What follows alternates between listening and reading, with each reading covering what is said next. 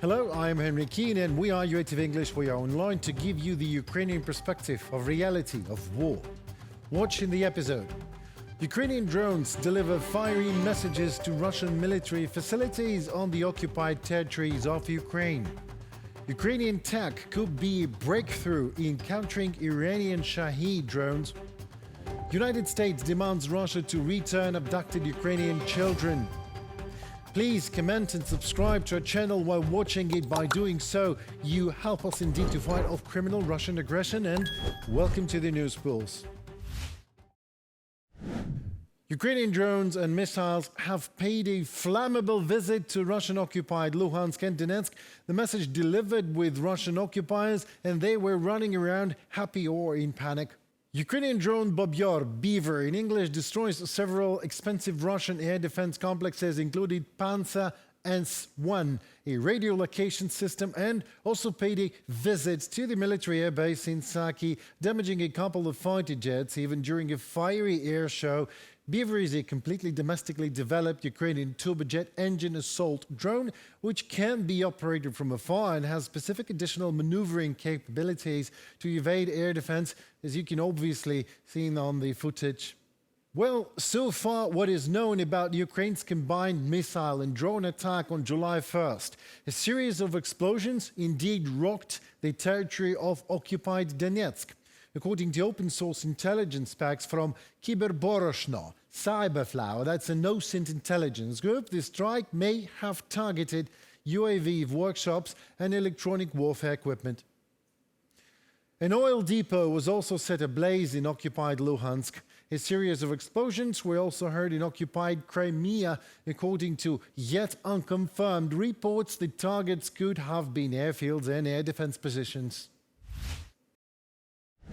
Ukrainians already lived that reality for almost 4 years by now, while that brave new world, so to say, is still hardly known for Europe, as per Financial Times. The publication predicts a protracted confrontation with the Russian Federation. Wow, who could ever thought, right?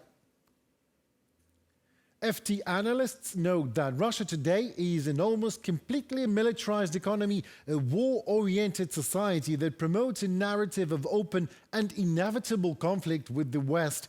Furthermore, the article points out yet another sobering, and that is, after 4 years of war in the heart of Europe, observation, Russia's hybrid war against Europe is already underway.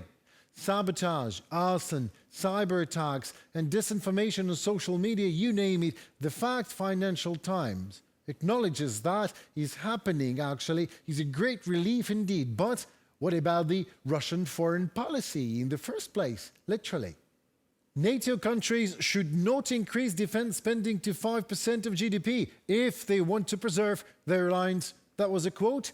This was proudly stated by Russian Foreign Minister Sergei Lavrov, instructing NATO what to do to survive. Lavrov also commented on Polish Foreign Minister Radosław Sikorski's statement that Russia will collapse because of the enormous and disbalanced increase in budget military spending. Lavrov in turn said that Putin announced even a reduction in military spending, but that military spending, the fact is, the budget share anyway reached and exceeds even record levels since the Soviet era. The current defense spending as of now stands at staggering 13.5 trillion rubles, which translates to 6.3% of GDP. Let me remind you that the NATO summit in June approved the largest increase in defense spending since the Cold War. By 2035, they should spend to 5% of GDP each country instead of the current 2%. Well, in 10 years from now, who knows if that will be enough to counter that fast-spreading virus of Russian imperialism. The United Nations has confirmed that the terrorist attack in Russian-occupied Olenivka was a planned crime and the perpetrator is the Russian Federation. The fact of confirmation is reported by the Ukrainian Parliamentary Commissioner for Human Rights, Dmytro Lubinets. He recalled that as a result of the Russian missile strike on the penitentiary, where Ukrainian prisoners of war were detained, 50 of them were killed and 130 more were seriously injured. Immediately after the tragedy, Russia blamed Ukraine for the incident, that is, for killing its own soldiers. Russians then said it was a Ukrainian HIMARS hit. However, recently a group of UN experts published material with facts and clear evidences of what actually happened. Internal UN analysis showed that it was Russian Federation that planned and carried out the attack. Finally, things are being called by their proper names. The report identifies the weapons and ammunition used by the Russian armed forces to kill the Ukrainian POWs and details the planning, organization and execution of the killings. It analyzes the investigations by Russia, Ukraine and the UN itself and makes further recommendations for Ukraine. This is an important document that could become a powerful impetus for further investigation. The pain of Ukrainians for Olenivka has not gone away. We insist on an investigation and fair punishment for those responsible. Dmytro Lubinets, Commissioner of the Verkhovna Rada of Ukraine on Human Rights, on Telegram. The Kremlin is preparing a new wave of fake news about Ukraine, of course, intensifying its efforts in several directions at the same time. One of these directions is the discrediting the whole idea of Ukrainian EU membership. What can one expect from Russian propaganda?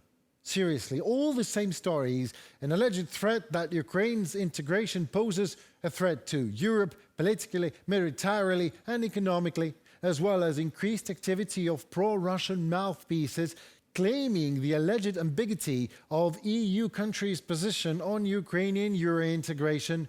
As of EU countries' support for Ukraine, the Kremlin has launched a wave of disinformation about the EU's 18th package of sanctions. Thus, Russian media claim that the restrictions do not affect the Russian economy at all, but do provoke a crisis within the Eurozone instead. Well, on top of that goes statements of general failure of the sanctions as a policy and particular internal disagreements within the EU and demands by some countries to resume cooperation even with good old Mother Russia. On 3rd of July, Belarus will celebrate Independence Day. In this regard, the Belarusian state media is on high alert and, of course, a campaign with raging anti-Ukrainian rhetoric is highly expected. This is reported not only by the Center for Countering Disinformation of the National Security and Defense Council of Ukraine, but also by anyone who knows anything about Lukashenko's state of Belarus, really. Russian and Belarusian propaganda reinforces narratives about an alleged external threat from Ukraine towards Western countries. Boo. Expected messages to include accusations against Ukraine for attempting to destabilize the situation in Belarus and the alleged involvement of Ukrainians in the perpetration of attacks or acts of sabotage. The narrative of an alleged threat from Belarusian volunteers defending Ukraine will also be there, no doubt. Ukraine is capable of making a breakthrough in countering Shahed drones. If successful, the scale of Russia's terror campaign against Ukrainian civilians could be significantly reduced, should be. The Deputy Prime Minister for Innovations, Mikhailo Fedorov, in an interview with Ukrainian media New Voice, explains more. I'll put it this way. The problem is clear. More Shahed drones are getting through. It's an issue of the altitude they fly at, and there are also questions regarding air defense missiles. There are many challenges, and everyone understands that. Right now, active work is underway on interceptors, and some of them have made incredible breakthroughs. I don't want to go into details, but I will say this. If these products can be scaled, the situation could change dramatically. Mikhailo Fedorov, Minister of Digital Transformation of Ukraine, in an interview with The New Voice. Meanwhile, more explosions again were reported in the early hours in the Russian cities of Saratov, Ijevsk and Engels. According to local authorities, the cause was a drone attack. 4 airports suspended operations. As a result, the airfield in Tatarstan was affected. Also, it is located right near of Russia's largest oil refineries. Also nearby is the city of Yelabuga, where Shahed drones are assembled.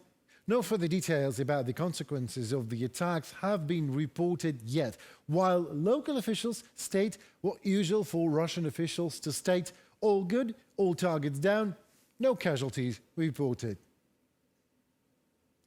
Update on the front lines. According to the General Staff of the Armed Forces of Ukraine, in the past 24 hours, as many as 111 combat engagements occurred. The situation remains tense in the Pokrovsk direction, where Russian troops attempted to break through Ukrainian defenses as much as 30 times. In that area alone, Ukrainian forces eliminated more than 100 Russian occupiers. On the Liman direction, Ukrainian soldiers repelled 15 Russian attacks. And in the Novopavlivka direction, our armed forces fended off 13 more Russian assaults. The Russian army has lost nearly staggering 1.2 million in KIA and injured since the beginning of theirs full-scale invasion of Ukraine. In the last 24 hours alone, the defense forces have eliminated 970 Russian occupiers. They also managed to destroy 3 tanks, 6 armored vehicles and 36 Russian army artillery systems. Ukrainian defenders also shot down 144 Russian drones and destroyed more than 800 vehicles. North Korean dictator Kim Jong-un mourns, probably, his soldiers who died during Russia's war against Ukraine.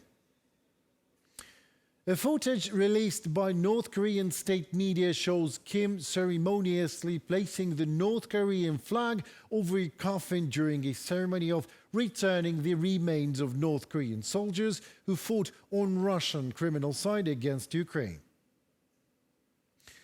During the night, Russia has launched 4 attacks on Zaporizhzhia Oblast.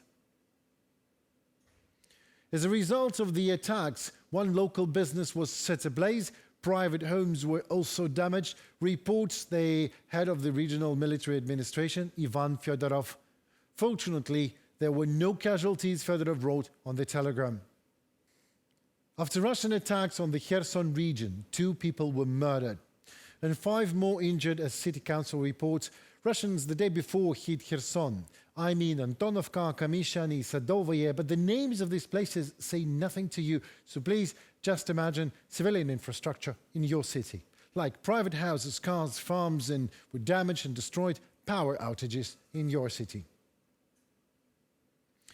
During the night, the Russians also attacked the Dnipro region. Again, farms in 2 communities were targeted by Russian FPV drones and shelled with artillery. Fires broke, destroying private property and farming equipment. No fatalities or injuries this time, as regional administration confirms. The United States Congress has finally demanded that Russia return the abducted Ukrainian children. This is a bipartisan resolution that condemns the deportation of Ukrainian children by the Kremlin. The document itself was presented by Congressmen Gregory Meeks and Michael McGaul. They call for Ukrainian children to be returned home. The congressman recalled to the Congress and to the world, actually, that only according to the official data, Russia forcibly relocated at least 19,500 of Ukrainian children. Putin is a war criminal, and under his watch, the Russian military has cruelly abducted and illegally deported tens of thousands of Ukrainian children from their homeland. These atrocities are not isolated incidents. They are the direct result of Putin's war of choice. Gregory W. Meeks, ranking member of the House Foreign Affairs Committee. Russia's mass-scale child abduction is nothing short of evil. The United States must demonstrate moral leadership by demanding every child be returned to his or her family in Ukraine before true peace can be achieved. Michael McCall, Chairman Emeritus of the House Foreign Affairs Committee. Germany is stepping up its defense cooperation with Ukraine, focusing on the creation of new joint ventures to enable Ukraine to independently and more rapidly produce weapons. This was stated by German Foreign Minister Johann Wadephul during his visit in Kiev. Berlin is allocating more 9 billion euros in military aid to Ukraine this year alone. More details for you. The German foreign minister arrived in Kiev accompanied by representatives of leading German defense companies. The main focus of meetings and negotiations was not only on weapons supplies to Ukraine, but also on German business investments in Ukraine's defense industry. Back in the fall of 2023, Germany's Rheinmetall announced the creation of a joint venture with the Ukrainian Defense Industry Group. By June of the following year, the first joint facility for repairing and producing armored vehicles had already opened. A month later, construction began on a munitions factory. According to the German Foreign Ministry, more joint ventures like these are needed. German Foreign Minister Johann Wadfuhl emphasized that this collaboration benefits both Ukraine and Germany, allowing Berlin to gain insights from the advanced combat experience of the Ukrainian military. We want to build new joint ventures so that Ukraine can produce more of what it needs for its own defence, and do it faster.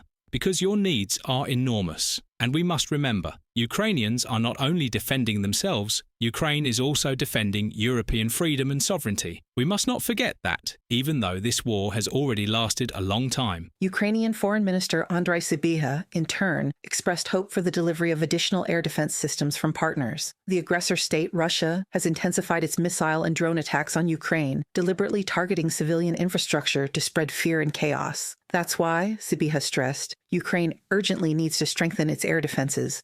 The main focus of our talks was, of course, security. We agreed on further steps to strengthen Ukraine and increase pressure on the aggressor. Importantly, military assistance to Ukraine is included in Germany's budget plan, not only for this year, but for next year as well. We are working on reinforcing Ukrainian air defences and increasing German investment in the production of Ukrainian-made weapons, especially drones. Speaking of drones, Ukraine's defense industry is capable of producing up to 8 million UAVs per year of various types and for different purposes. President Volodymyr Zelenskyy shared these figures at the Defense Industries Forum in the Netherlands. These drones have already been battle-tested and proven effective. However, funding for their production remains critically insufficient. Our defense production potential has surpassed $35 billion. This includes nearly 1,000 types of products, from artillery and traditional armored vehicles to advanced drones of all types and missiles. But around 40% of this potential lacks proper funding. Is true. That's a problem. Kyiv and London are launching a new joint initiative to produce drones. Ukrainian UAVs will be manufactured on British soil over the next 3 years. This partnership will bring vital investment into Ukraine's defense industry while providing the UK access to battle-proven technologies.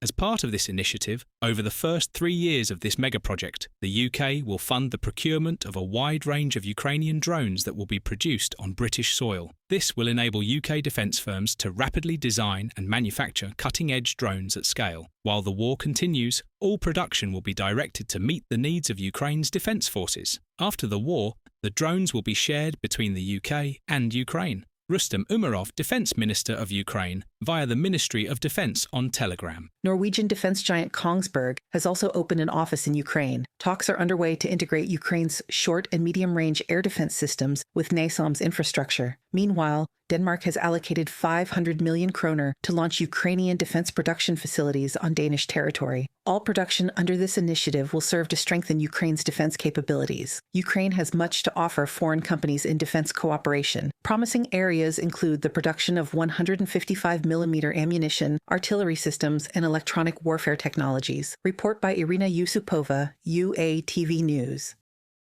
That was it for today. My name is Henny Keen and we are News Pulse at UATV English. We thank you so very much for your time and attention. We appreciate that a lot as it helps us to make Ukrainian voice to be heard worldwide. Please join the fight for freedom and sovereignty by subscribing to our channel. Hope to see you very soon with us. Stay tuned. Goodbye.